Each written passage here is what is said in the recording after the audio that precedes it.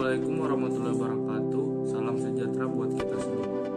Perkenalkan, nama saya Randy Saputra dengan NIM 211FI03013, mahasiswa Sarjana Terapan Anestesiologi Universitas Bakti Kencana, Bandung, angkatan 2021. Di video kali ini saya akan menyampaikan mengenai upaya-upaya pencegahan dan pemberantasan korupsi.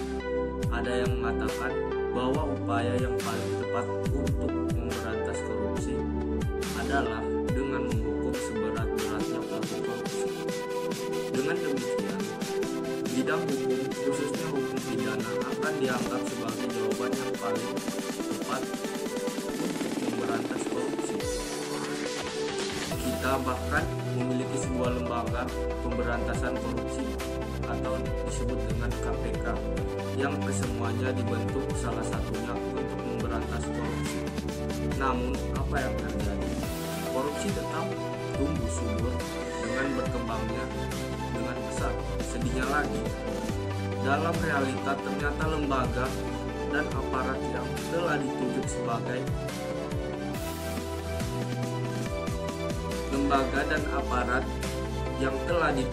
tersebut dalam beberapa kasus justru ikut menumbuh kesuburan korupsi yang terjadi di Indonesia.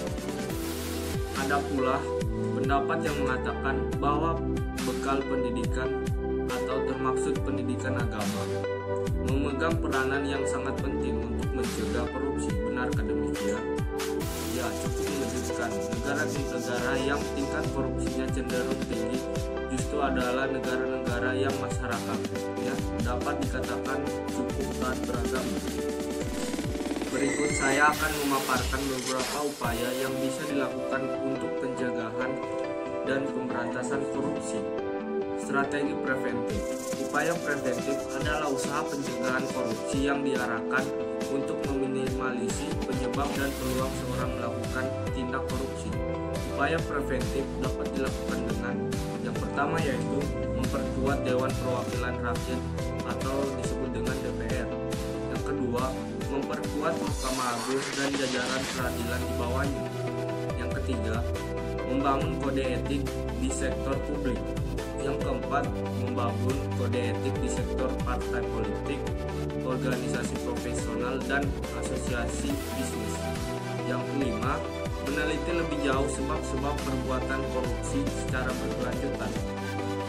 Yang keenam, penyempurnaan manajemen sumber daya manusia atau disebut dengan SDM dan peningkatan kesejahteraan pegawai negeri.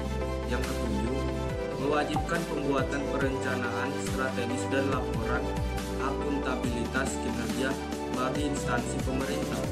Dan yang kedelapan, peningkatan kualitas penerapan sistem pengadilan manajemen.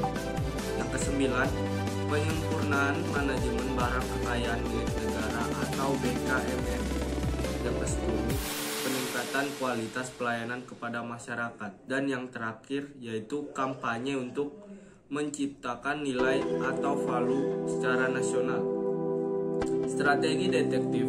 Upaya detektif adalah usaha yang diarahkan untuk mendeteksi terjadinya kasus-kasus korupsi dengan cepat, tepat, dan biaya murah sehingga dapat segera ditindaklanjuti. Berikut upaya detektif pencegahan korupsi. Yang pertama, perbaikan sistem dan tindak lanjut atas pengaduan dari masyarakat.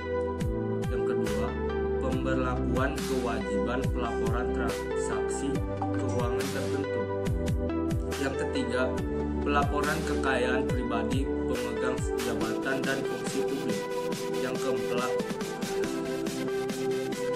Yang keempat, partisipasi Indonesia pada gerakan anti korupsi dan anti pencucian uang di kancah internasional. Yang kelima, peningkatan kemampuan aparat pegawai fungsional pemerintah atau APFP. Yang kelima, peningkatan kemampuan aparat pengawasan fungsional pemerintah atau APFP dalam mendeteksi tindak pidana korupsi. Selanjutnya yaitu strategi represif.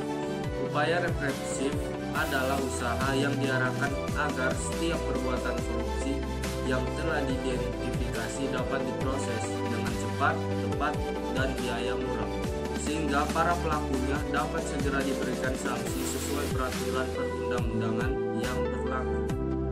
Upaya represif dalam mencegah tindak pidana korupsi adalah yang pertama yaitu penguatan kapasitas badan atau komisi anti korupsi. Yang kedua, penyelidikan, penuntutan, peradilan, dan penghukuman koruptor besar dengan efek jerak.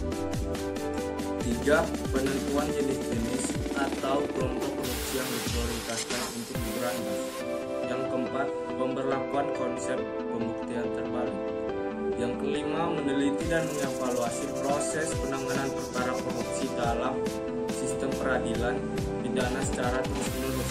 Yang keenam, pemberlakuan sistem pemantauan proses penanganan tindak korupsi secara terpadu, publikasi kasus tindak pidana korupsi beserta analisisnya. Yang terakhir yaitu pengaturan kembali hubungan dan standar kerja antar tugas penyidik tindak pidana korupsi dengan penyidik umum, penyidik pegawai negeri sipil atau PPNS, dan penuntut umum. Referensi yang di sini yaitu satu, yang pertama, Undang-Undang Republik Indonesia Nomor 20 Tahun 2001.